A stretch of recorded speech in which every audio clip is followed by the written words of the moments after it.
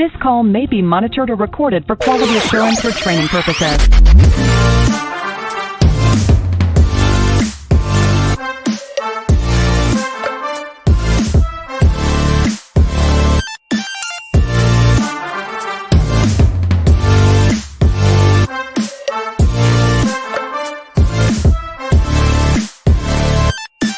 This call may be recorded. Hello, everybody. Thank you so much for being here.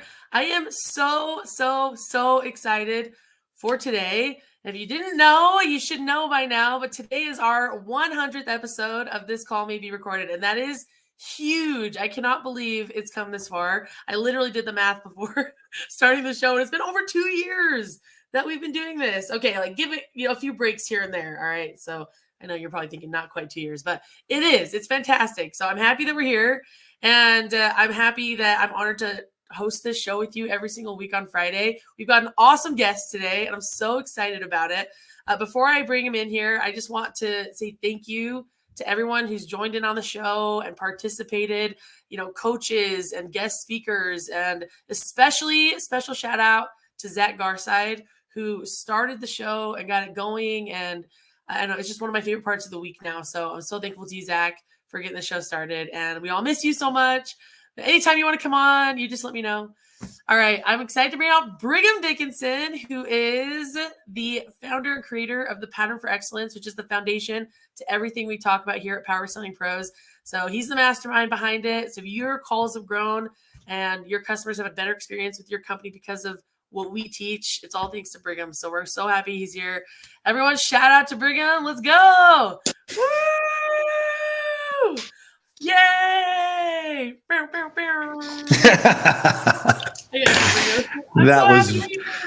That was a great introduction. Thank you very much. And wow, 100 episodes. I know. I wouldn't be anywhere else. So well done. Good job to you and to Zach both. And everybody else that's been a part of this show. Thank you guys so much for listening in. So many people. It's been so fun. And it's so fun. I mean, we just get to listen to calls. That's what we do anyways. I don't think people realize how nerdy we are for calls. You know what I mean? I'm like, we just love listening to them and picking them apart and talking about how they could be better. It's just, I don't know. It's what we live for. Yeah. It's what we do. It's what we do. It definitely is. All right. Well, we've got 4 of them. I don't know how many we'll get through, but you ready for this, Brigham? So ready. Let's go. Okay. All right. I'm just going to pick one randomly. And if you don't know, we've never heard these calls before, so it's so fun. Blind reaction. Let's see how they go. Thank you for calling. This is Rose. How can I help you? Hi, my name is Paul Zymek. You guys have done work for us before. I'm getting a weird sound from my furnace. I guess it's the blower is what I'm guessing. And I'm not sure that the blower is working.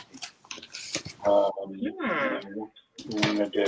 I mean, it just sounds really like a whistle almost. It sounds like a alien spaceship.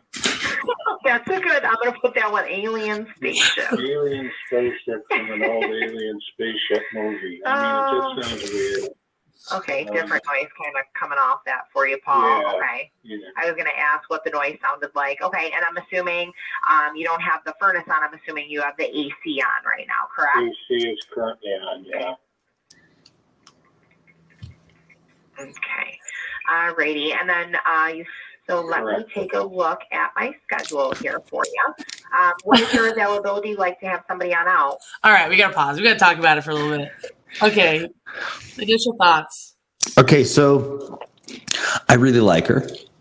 Yeah. Okay, she started out great. Okay, so our goal in the beginning of every phone call is to take care of the customer's emotional need. They have an emotional human need to feel understood, cared about, and reassured. Okay, listen to, cared about, reassured. Those 3. You take care of those emotional human needs first. Everything else is going to be gravy. Okay, why? Because they like you. Now, why do they like you? They like you because you showed them that you were listening. You showed them that you cared, and you reassured them that they've called the right place. Now, did she listen is the first question. And I would say that when she said, she was indicating that she was listening, right? That little back and forth in the beginning was definitely listening. And then the customer tells a little joke about aliens and so on and so forth. And the way that, we sometimes misunderstand what is intended with the principle empathy, right? When we say that's not good, that's not the principle. That's an application for empathy based on a specific situation that the customer is dealing with, based on what they're describing. So if they say, my air conditioner is blowing hot air and it sounds like an alien, we're going to simply say, that's not good. We're reflecting the feeling of whatever it is that they're describing. Now, if they're telling a joke, when somebody is telling a joke, how should any comedian that is telling a joke, if nobody laughs, right? What are they going to say? That's a dud. It was a bad joke. Yeah, it's a bad joke. I suck as a comedian, right? Yeah. I might as well go get my day job because it's over. Right? Yeah. Exactly.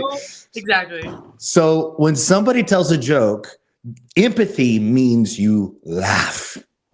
And that is you reflecting feeling with them, right? That is the proper response to a joke. Yeah, absolutely. Okay, so she did laugh, right? She did laugh. And it was sincere and it was natural. You could tell she was very, very comfortable. Because I agreed with you. The first thing you said was you liked her. That is true. It was immediately likable. Because she listened and she cared. What makes people likable? Because she listened and she cared. Hopefully they're taking notes. Right. What makes you likable is that you're a great listener and that you care. Okay. And if you are liked, things become easy. Now, we then want to say, after we've listened and we cared, we then want to say, we can totally help you with that. We want to reassure the customer that we can help, because guess what? The customer is not sure that you can help. That's why they're describing their situation. They're describing the whole thing in great detail, even with creativity, with aliens and spaceships and so on and so forth, because they want to know in the end that you are there to save the day, to help them. And if you don't say that, instead, what did she say? Remember what she said? She said, let me take a look and see if we can take care of that for you. So I'm just like, you were so close. So she came through the empathy. So then what should she have said instead then, after the empathy? Yeah. And this is why we geek out about calls, you guys. I know. I don't know why. Because our goal is to make your lives easy. And the way we make your life easy is we show you how to simply and easily get the customer to like you. Because guess what? When they like you, let me put it this way. Let's say that you have a neighbor, and it's a neighbor that you don't like. And the neighbor comes and knocks on the door and they ask to borrow your rake. And you begrudgingly go, yeah, look at Tatiana. Absolutely not. No, I don't have a rake. Okay. Now But what's funny? You use it. I don't have a rake. Oh shoot, I don't have a rake. That's probably more realistic, because you wouldn't just outright say no. You're like, I don't have a rake. All right. Rake? What's that? What is that? Is that? Oh, it's for your yard. That's weird. I hate yard work. I hate yard work. Yeah. So anyway, you let them, begrudge. You really don't want to, but you let them borrow the rake. Now, if they don't return the rake within an hour, what are you doing? You're walking over to your neighbor's house and you're saying, "Hey, yeah, where's my rake?" Yeah. Yeah. Oh, by the way, I saw my rake leaned up against the house. I figured you were done with it, so I just went and grabbed it. Just wanted to let you know that I grabbed my rake. I didn't want you to think that anybody stole it or anything. Okay. Yeah. It's a transaction, essentially. It's a transaction. Okay. When a customer gets on the phone, most of the time they could act as if it's a transaction. I'm talking to this thing in order to get my system taken care of, not an actual person. Right. Now, let's say that this neighbor, instead of somebody that you don't like, let's flip that on its head. Okay. Let's say that your neighbor is someone that you freaking love. Their kids come to your house. Your kids go to their house. You guys have barbecues on the weekend. And they ask to borrow your rake and you haven't seen it in weeks. Guess what you do? You go and you buy a new rake. Why? Because you love your neighbor. I'll get you a rake. I'll find you that rake. Yeah. I'll find the rake. Yeah. Yeah. Whatever I need to do. Crazy Yes, I thing. know. When people like you, they become more amiable. They become more flexible. They become Mhm. easier to deal with. And I do the same thing with the technicians. You guys, if you go straight to the box on a maintenance or on a service, you've killed the goose. Because when you go back to the customer and you show them all the things they need to fix on their system, they're going to be like, dude, you're trying to sell me on stuff. I don't know you. I don't know what you're trying to do here. Look, I called you out to fix the box. Fix the box. Don't tell me I got to pay for all this extra stuff. You see what I'm saying? But if I spend 15 minutes in the beginning interacting with them, listening, caring, reassuring, listening, caring, reassuring. You know, I was talking to a tech about this yesterday, and he's like, dude, you were in there for 15 minutes just, shooting the breeze. Right. And I was like, well, I wasn't just shooting the breeze, man. I was listening, caring, and reassuring. Listening, laying caring, the reassuring. Right. Yeah. Next thing I know, he's giving me a tour of the whole house. I go, hey, because they just bought the house. And I said, dude, what's this surrounds? Look at all these speakers. He's like, yeah, come see this. And he walks me over to the other side of the house and he's like, look at that. Oh my gosh. And he goes, Oh, wow. And then come look at this over here. Oh, what's going on over there? Oh, holy cow. That's amazing. Is that one of the reasons why you bought the house? Oh yeah, man. This used to be an Airbnb, man. This is great. It had a TV outside on the porch by the pool. And I was like, wow, dude, you got a great house. I know, man. I got a steal. And guess how much I paid for it? Amazing. Yeah, I'm he's learning like, all "Tell this you stuff. everything." Yes. Why? Because He's I'm your listening, care. Yeah. Exactly. So now when the technician comes downstairs after he's looked at the box and he says, hey, I noticed this, this, and this, and this, the customer's like, cool, just do it. Get it done. Yeah. They don't care. Right. Why? So Because we're friends.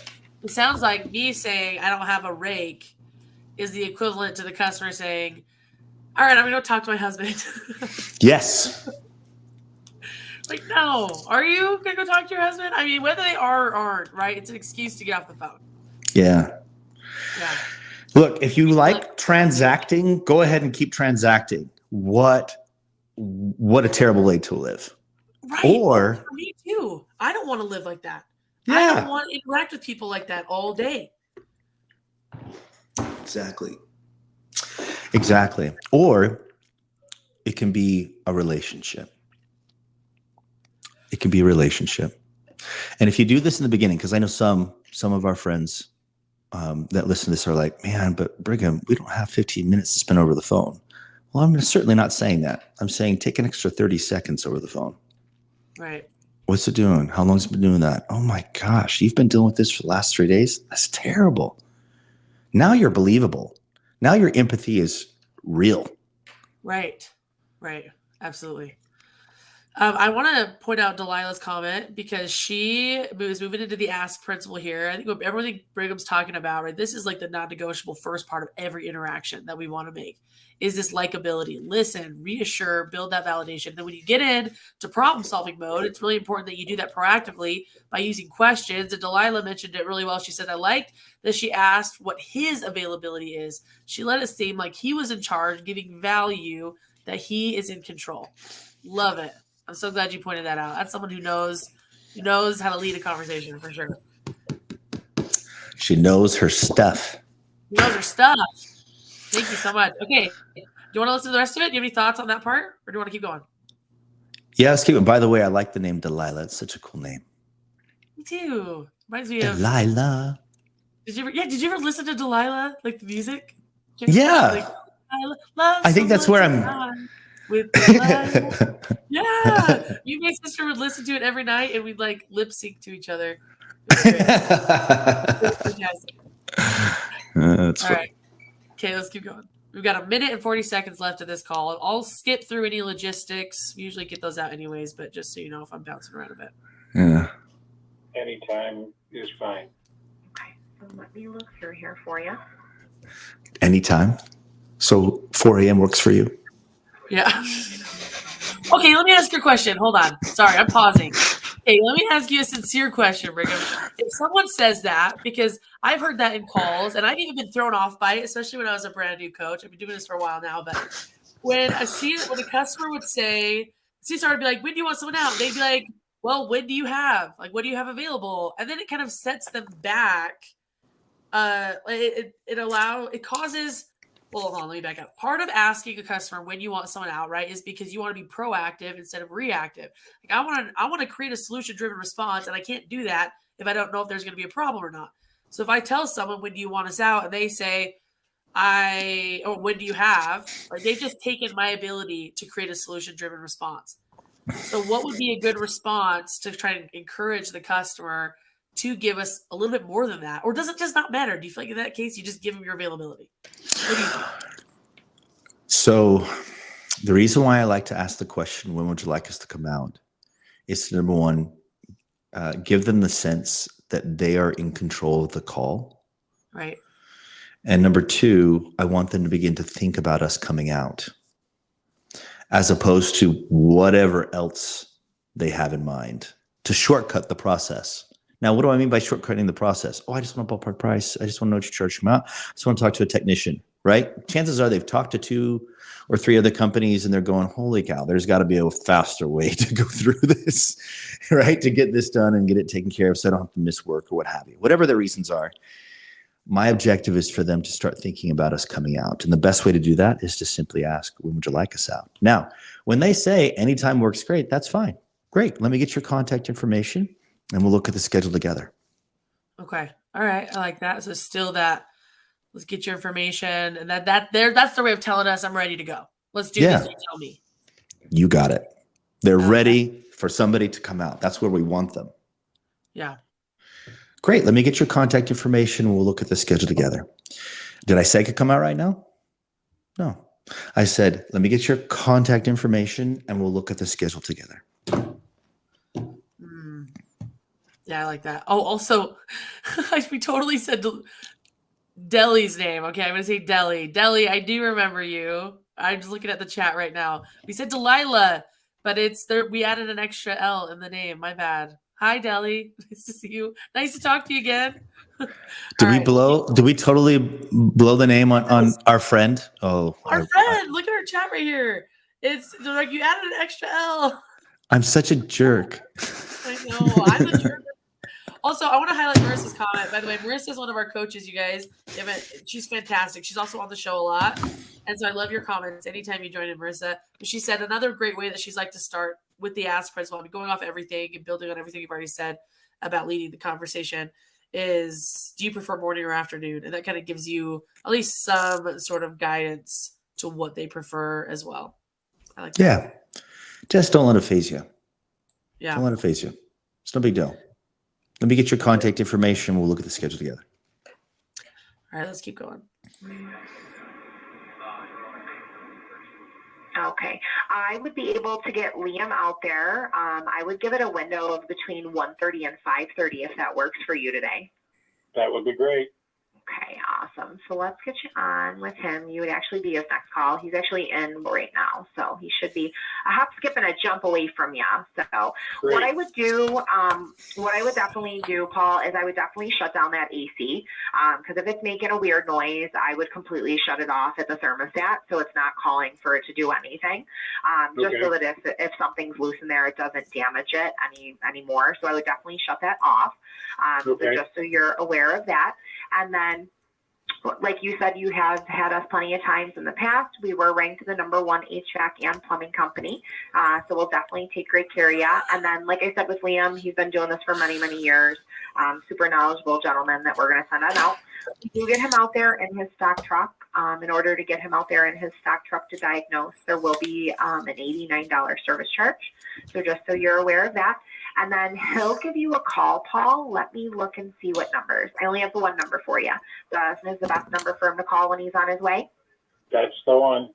All righty, perfect. I'm going to get this on him, and I'm going to tell him to refresh before he leaves the area, and you should be hearing from him shortly. Thanks very much. All righty. Yeah, you're very welcome, Paul. Thank you for calling. Can you have a wonderful afternoon? Okay, you too. Thank you. Bye-bye. Oh, one small thing she did that I loved is she used his name throughout the entire call. I love that. That was so personable. Very sweet. And she rhymed. Call Paul. Call Paul. Wow. That is, and that's a perfect segue for you to pull out your book. Oh, Speaking of, Ryan, she's referring to. This is my favorite book, by the way. Greatest sales book of all time.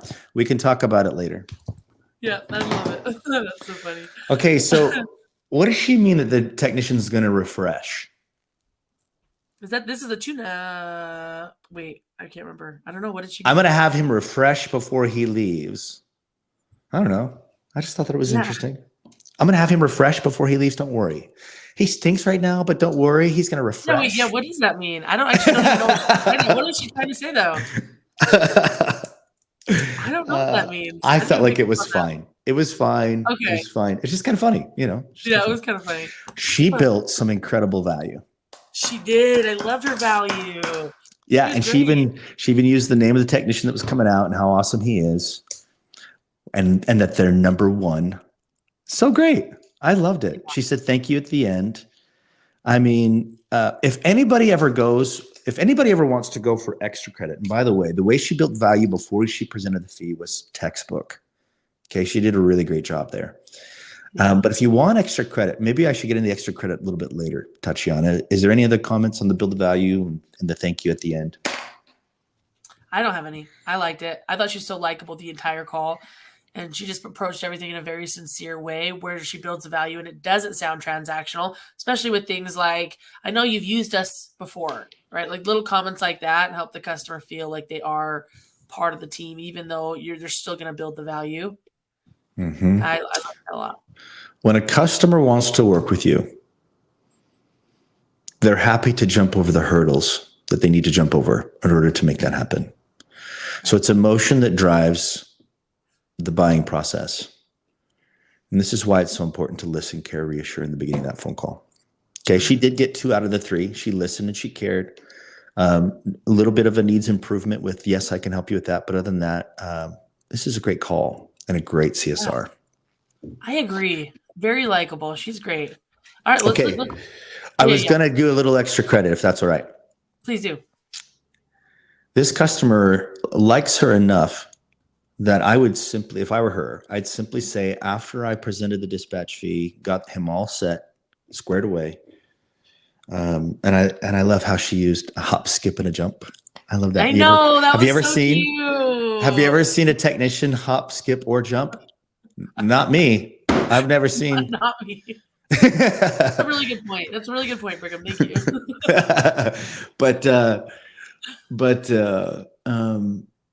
Okay, Mr. Jones, I'm looking at your notes. See, this is after it's booked, right? It's booked. The value is built. She's presented her dispatch fee. Hey, I'm looking at your notes. And if they have been out to the house a couple times over the last 2 years, and if they still don't have a membership, Mr. Jones, I'm looking at your notes. Why don't you have a membership with us? Okay. It could be a first-time caller too. Hey, before you go, probably ought to consider one thing that can prevent this, the thing that you're dealing with right now, from happening. And that's our club membership. We come out in the spring, we come out in the fall, we make sure it's running at peak efficiency. Certainly your technician is going to talk to you about it. If you like it, I can totally get you going on it right now. So by the time your technician's out there, he already knows that you're a member. And just kind of put it out there. If they say no, no big deal. If they say yes, great. The cool thing about this is it is a numbers game. If you were to ask that question on every phone call, let's say you take 30 calls a day. Okay. And chances are, if a CSR's listening to our call, they're going to be like, 30? Yeah, right. Try 40. Try 50. Yeah. Try 60. That's what my day looks like, Brigham. Right? Yeah. And I understand. And I think you're amazing. I really, truly do. But let's just say for the sake of simple math that it's 30. Okay. It's 30 calls.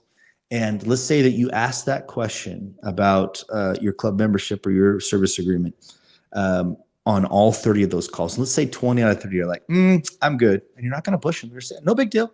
Be sure to ask your technician about it if you change your mind. Oh, okay, sure. All right. Thank you so much for choosing us. By the way, we are number one, right? Yeah, all that stuff. Yeah, all that stuff. And what that means though is that the other 10 are going to be like, well, what is that all about? Now you have 10 very interested people, right, out of the 30. And let's say that 2 out of those 10 are are ready to do it. Yeah. You get their credit card number right over the phone and they do it. Now you're moving 2 a day. 2 a day. Let's say you're paid $10 per club membership. Now I know that some people on our show are going to be like, wait a minute, $10? What the frick? I need to talk to my boss about paying me. Yeah, I know. Yeah. Okay, let's say it is $10, right? Let's say it's $10, and look, if you need assistance in persuading the owner to give you $10 per membership, have them give me a call. My number is 801-450-3264. That is my cell phone number. 801-450-3264, and I'd be happy to persuade them to have more memberships in their lives. Okay. So let's say that you do get to a day and you get paid $10 per, that's $20 a day. Okay. So 5 days in a working week. Now you're looking at how much is it? $100 a week. Okay. Extra. Who wants to make $100 extra a week? Now I realize you don't work 52 weeks out of the year. So let's just say 50 weeks out of the year you're working. So 50 times 100 is $5,000. Okay, would you like to have control over your own income? Would you like to be more autonomous in your ability to be self-reliant and control the type of money that you bring in without having to move the seat, without having to change what you do for a living? You could be making more money today. And that's one of the easiest, fastest ways to do it. So just a little FYI there. And I'm going to add to this because I was the epitome of but I'm not a salesperson. Right. Yeah. And I don't think my issue was thinking that. In fact, I stand by it. I don't feel like I was a salesperson because when I think of a salesperson, I think of that weird guy at the mall that won't just let me walk by, or I think of the weird person that's selling me the car that, I just feel like they're ripping me off the whole time.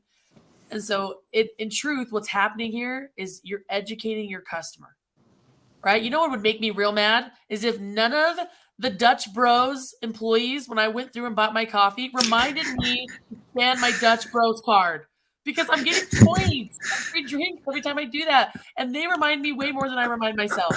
That would make me so mad. So just remember, you're educating your customer. They don't know what they don't know. You are the responsible party in letting them know how they can save money. That's what this is about. Amen, right? Sister. That's exactly what we're getting at. Is it okay for me to add to that, or should we just let that sit? Let that simmer. I mean, we've got 2 minutes. You can add to it, or we can listen to a little more. I mean, I feel like I've maybe not a whole lot of time to listen to a call, so why don't you add to it? Okay.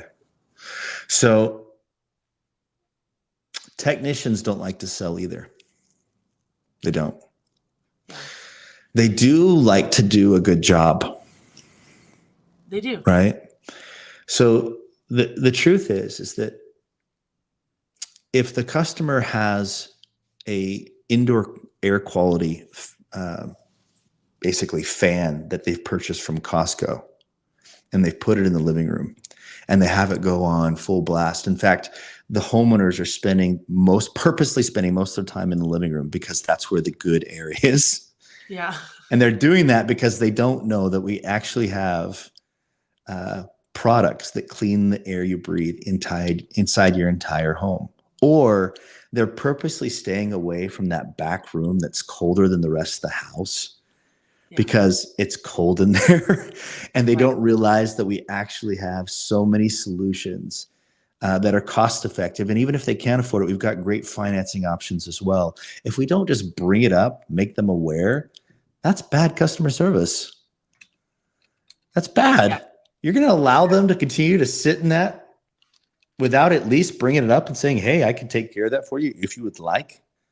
Right. Right. So in order to put ourselves in a position where they'll actually listen to where we're coming from, because they won't if they feel like they're being sold. Mm-hmm. Right. If they feel like they're being sold, guess what? They don't care what you have to offer. However, if they feel like you are somebody that they like, somebody they can trust. Why? Because you created this environment of safety. You've created this environment of fun, this environment of comfort. And how did you do that? You listened, you cared, you reassured. Right. I was going to say, we're going full circle here. It's the same thing we've talked this whole time. Yes. You listen, you care, you reassure. You create that environment where they feel comfortable buying. Okay. Everybody loves to buy. Nobody likes to be sold, according to Jeff Gitomer. Okay. And it's totally true. Okay. Once you've created an environment, they feel safe, they feel comfortable, they're having fun. Now you have the ability, the freedom to be curious. Okay. You can be curious about what's going on inside the customer's home, whether this is over the phone or whether you're physically inside the home. You can be curious even over the phone. Hey, I'm looking at your notes. I noticed you don't have a membership with us. I'm wondering why not. That's you being curious. Okay. Once you're curious and they go, oh, geez, I didn't know about that. And then you begin to provide them with options that you can actually prevent the thing that you're dealing with right now from happening. I was just in Phoenix yesterday, 120 degrees, and they get caught out in the heat. Why? Because nobody told them that we could actually prevent this thing from happening by doing a tune-up beforehand. Crazy, right? So look, you get curious about what's going on inside the customer's home. You provide options based on what you find due to that curiosity. And then you simply get to yes or no. And this is where a technician goes, wait a minute, you didn't say anything about selling. And I said, nope, I didn't say anything about selling. Did you say anything about selling? No. Did I say anything? No, I didn't say anything about selling. All I want you to do is to create an environment of safety, comfort, and fun by listening, caring, and reassuring. In that environment, you can get curious about what's going on inside the customer's home. You can provide options based on that curiosity. And you simply get to yes or no. On the options, make sure you have at least 2 options, because if it's only one option, guess what? It's not an option. It's like you either do it or you don't. Mm-hmm. Don't do that. Either this one or that one, right? At least either this one, or this one. Which would you prefer? They choose one. Great. You've just gotten to yes or no. And now you're doing the work and you go home feeling very good about what you did because you provided great customer service. And that's the truth over the phone as well as in the home. No selling required. Right. No selling required. And that makes it doable because my brain won't let me get past that part. I love this. Brigham, thank you so much for being on today. It was so much fun, and you're just such a breath of fresh air. I appreciate you being here. And my pleasure. Didn't that fly by? Oh my gosh. We're done. Yeah. We're going to have to do this again. Don't worry, you guys. There's going to be a part 2. I feel like we've just gotten started. This is ridiculous. That's what I'm saying. All right. And it's time. But Talk about a cliffhanger. I know. There's one last person I wanted to give a big thank you to before we wrap up today, and it is Christina. You don't know, Christina is one of our amazing QA specialists, and she pulls every single call that we listen to here every single week so that we can have these fun blind reactions to calls. So shout out to Christina. You're amazing. And she says she listens every week. So I know. She's the best. It just made me so happy. All right, guys. That is everything. Thank you so much for joining me, Brigham. I will absolutely be having you come back on. And okay, cool. You can. So, yeah, stay tuned. All right, guys, have a good one. Enjoy your weekend. Bye.